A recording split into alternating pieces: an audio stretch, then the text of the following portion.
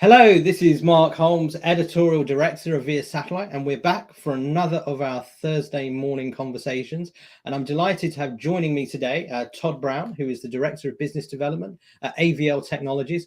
AvL Technologies is a great technology company, and we're going to be talking about some of the technology that they're potentially going to be showcasing at our satellite show this year and what they have on deck coming up. But before we get to that, firstly, Todd, welcome. Nice to be talking to you today. Are you well? Yeah, I'm great. It's beautiful weather here in Asheville, North Carolina, so it's a good day. Fantastic. Now, as you know, with these Thursday morning conversations, before we talk about the work stuff, we're trying to ask one or two sort of personal questions. So one of my favorite questions at the moment to ask people, particularly as we haven't done much travel recently, is tell me about one of your favorite cities to go away to on business, or somewhere where you've been that you've really enjoyed that's made a mark on you. I've traveled quite a bit over my years in the industry and with the government. One of my favorite cities has to be London. I love the history. I love the area. I love the people. It's got a great museum life. It's just a very walkable, friendly city. So I've just always enjoyed the vibe there. I've always enjoyed the people and getting out and just going around in the city. I've always just really enjoyed going back there, and I think I've been there probably over a dozen times. So, yeah, it's got to be one of my favorites. And is there anywhere else that you'd mention? Anywhere, another city, another place that you've been to that you would think, yeah, that's a pretty cool place as well? Yeah, it's on the same island, up in Scotland, Edinburgh. So it's just, I don't know what it is about that island that I guess, a lot of my family came from there. And I just enjoy going back there. I love that city up there. The people up in the Highlands are just some of the friendliest people I've ever met in the world. They're very sociable, open, and just love to, be out with each other, and that's something that I really like. I'm somewhat almost embarrassed to admit this, and I'm admitting this to the whole satellite community who may be watching this conversation, but I actually went to Edinburgh for the first time last year. It's rather crazy. I've been to Washington about, I don't know, 50 times. I've lost count. But I actually, for the first time ever last year, the one business trip I took was a one-day UK space conference in Edinburgh, which was the first time I'd been to Scotland. And I can see why you would rank it highly. I definitely want to go back again now that I've I guess crossed it off the list of places I hadn't been to before. So let's talk about AvL Technologies. I mean, it's a company we know well. I mean, we know last 2 years it's been a super challenging time for all of us, whether professionally, personally. But we also know that we work in a very resilient industry, and an industry that is very important at times like this. So can you tell us a little bit about what the last 2 years have been like at AvL, and really where it goes next? What is the next chapter for the company? Yeah, I mean, the last 2 years were just a challenge, right? Not only have we faced we do 80% of our business with the government, right? So as COVID kind of reached into every aspect of everyone's life, not only here at the factory, as we were trying to keep everyone safe, right? Keep the business up and running and deliver to our customers on time. The government, who is, a huge part of who we sell to, had its challenges in doing their procurement cycles, right? So that was a big challenge of when orders were coming in, because they had so much. I just came out of the government after 24 years, so I understood it very well when it came in last year, and let everybody know that that's going to be a challenge for them, right? Not only were they in a CRA, but their logistics to just be able to get the orders out the door from them to us, right, in our primes was very challenging, right? And then to keep everybody healthy, we had to go out there and go on road shows, and do personal interaction because all the big shows were shut down, right? So it's been a big challenge for us to stay viable in the industry, stay in front of our customers as their needs have been challenging, have been changing over the last 2 years, right? And this was a key time that we had to be out there interfacing with them with all the new architectures and seeing what they wanted. And so, I mean, that's been the challenge, and that's where we're heading with them, is trying to get their feedback now and get the new terminals out there that they need, while at the same time trying to stay safe. Okay, I mean, obviously the company is well known for its, SATCOM antennas, particularly parabolic antennas for military communications. Um, we're obviously coming up to our satellite show, less than a month away as we have this conversation, and so it would be remiss for me not to ask you what sort of exciting, not just new products, but sort of the technology that that you might be showcasing at satellite, and things that you might sort of also be bringing post satellite as well. Yeah. So AvL is, like I said, we've been trying to get the feedback from our customers over the last couple of years, but also understand what's happening in the industry. And that has really dictated what our product line is going to be. That's going to be at the show, and then after the show, what's coming out, right? And that's very easy to define. We actually didn't have to do much. It's just look at what the constellations need. Let's build the terminal that they need. So we're going to start doing some comms on the move, which is really something that AvL should have gotten into long ago. I mean, we started out with Stone Goes. We went to auto acquire systems, tracking systems on MEOs. Why shouldn't we have done COTM? So we're moving into that realm now, right? We brought expertise on board that's allowed us to do that. We were missing the last few small pieces. We brought the expertise on board, and so now we're moving ahead with that. So you'll see that at the satellite show. Also, because we are so good at XYs, I mean, parabolics, right? We decided to go into XY.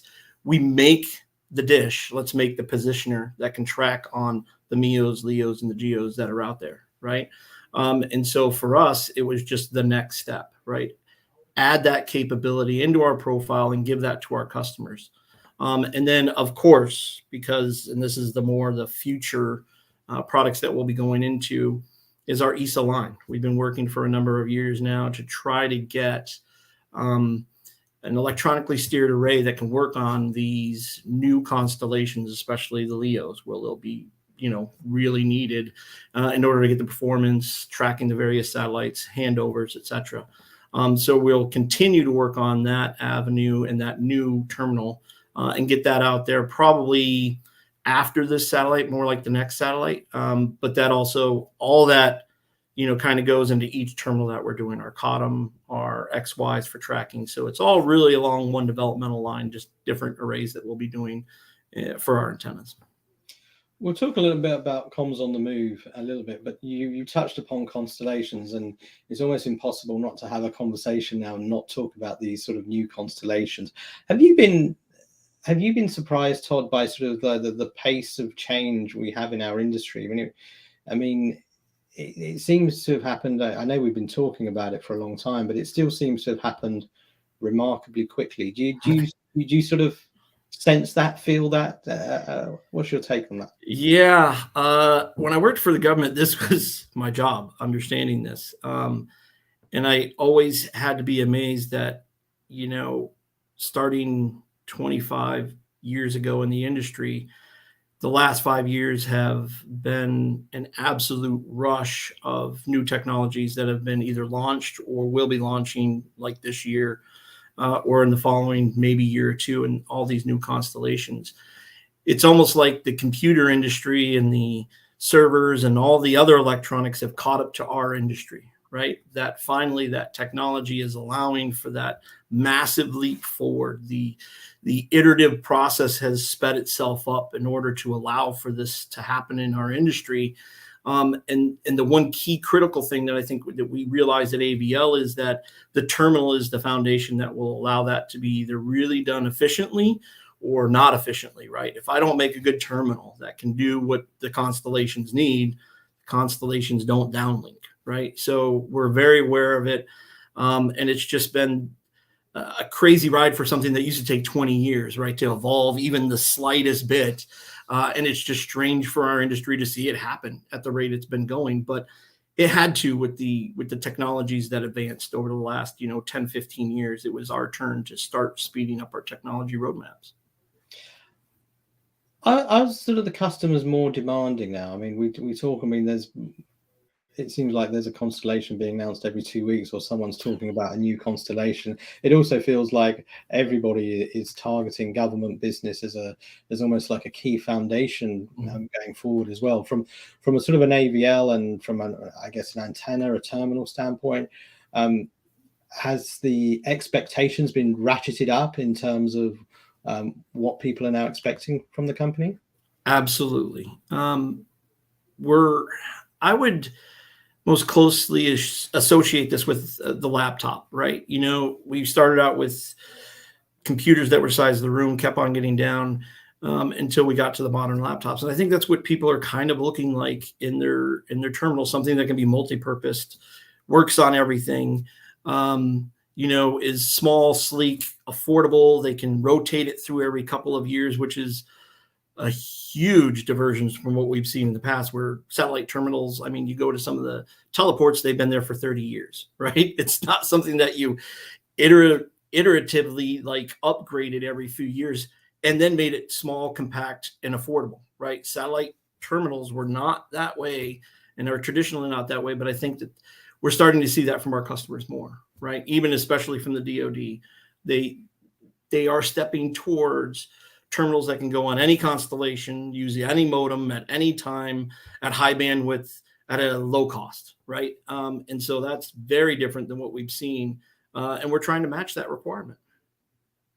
Let's talk about comms on the move. I mean, you brought that up a couple of times, and that's always a very interesting market for us to sort of look at. And as we know, it's a very sort of competitive market. So when you're looking at the sort of the terminals that you're looking to develop here, how do you think your terminals here are going to be different, and why are you confident that you'll be successful here? Yeah, I mean, traditionally, COTM terminals are a single-banded, high-cost system that have gone on planes, trains, and automobiles for years, right?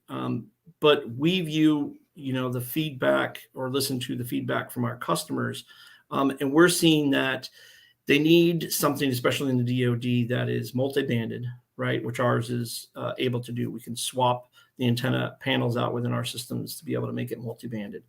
It has to be more modem agnostic, where we can use it on any constellation. That's how we build everything at AvL. So that's really not a challenge for us. They want something, you know, within the DoD, they're very used to being able to repair in the field, right? So you have to have, which is very not what's typically been done in the COTM industry, right? To make it very repairable in the field, very simple for their technicians, train on that, make a very sustainable product that can take the beatings that the DoD, you know, always requires, and then make that affordable, but make it trainable, repairable, band swappable for the soldier, right? And so that's where we've headed, and that's what our terminal really is. It's very simplistic in its design, and for those that need to train on it, it's very understandable. There's nothing in the technology that's outside of the realm of understanding, right? At the very basic electronic skill level. Okay. I mean, XY antennas, I believe, are new for AvL. Why move into these new types of antennas? What's the thinking behind that? Yeah, it's driven by the constellations. Typically, it was, you know, as we've been talking, geo for years, right? MEO started spattering in the last few years, and now we're moving down to LEOs. In order to do that with a parabolic, our typical tracking went up to 90 degrees, right? But how often did we ever do that? Really, customers never did that. Now they're going to be doing that every few minutes, right? So we had to make a positioner in a terminal that could track overhead and then keep on the orbit, right? And that's why the XYs are really going to become, you know, in tandem with the parabolics that we've been making for years, are going to become probably one of our newer, more stable terminals that we'll be making as we move forward, just because of the variation in constellations. And actually, a little bit going back to what you and I talked about before, and that customers now want to switch between those constellations. If one's not available, go to another one, or be able to sign up for new services with those terminals. So I think it'll not only just be one of our terminals that we're going to make in the future, but it'll become one of our standard product lines, like our SNGs did in the beginning. I mean, you mentioned about, I think in one of the earlier answers when you're talking about the new terminals, like the missing, you know, there was a missing piece there that you're looking to sort of fill and stuff. Does this feel like very much that it's going to be like a pivotal period for AvL as we sort of, you know, we go into this new era of satellite communications, and that it presents tremendous opportunity, as we all know, but you're also going to have to raise your game in order to make the most out of these opportunities.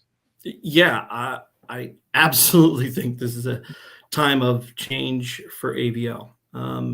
But to kind of take that one step further, AvL has already understood that we're hiring new talent all the time, right? You need the newer engineers for the newer technologies, right? And we need to keep ourselves viable and sustainable for the years to come. So we need the baseline knowledge in these systems. So we've gone out and stepped out and been able to do that. We needed people to understand these systems. We've been hiring that in here. We're changing our processes and getting the skills in here and adding to basically our repertoire that we've had in AvL's kind of little basket for a long time, and in order to do this. So I think we're prepared for the future. I think the company has understood for a long time that this is the way that things are going to be moving. And I think we'll be very successful in, just as we have been in the rest of our market, right? For the last 27, 28 years that we've been here. I don't think it'll be a problem moving forward. Jim, the owner, has always been a visionary. He started a lot of what you see today, in man-packable terminals. So I don't think it's going to be an issue here. We're a privately owned company that can move rather agilely to get it done. And through, the new hires and partnerships, I think it's going to be an exciting time. That's why I kind of joined the team. So, yeah. I mean, even if you don't mind me saying, even for someone like you, Todd, who's probably been around this industry for a few years now, is this one of the most exciting times that you've ever known, when trying to put this into context of where we are as an industry? Absolutely. Like I said, I've been doing it for a little while, doing it in the DoD, worked at some places that were on the cutting edge. And,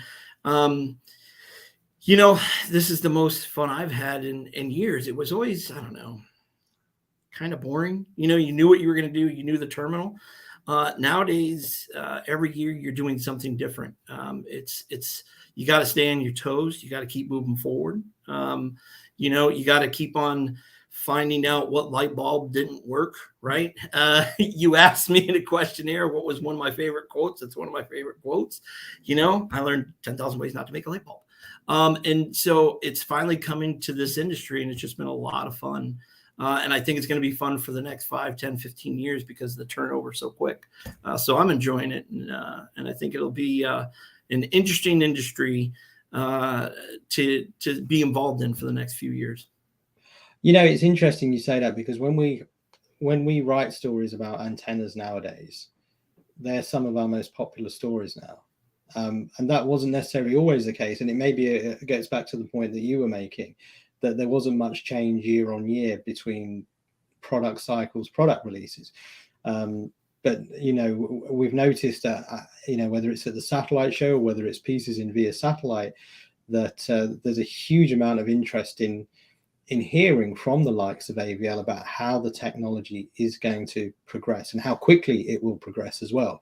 So it doesn't surprise me that that you're saying that, because we see it with our own eyes at via satellite as well. Yeah, I mean, just look at some of the terminals.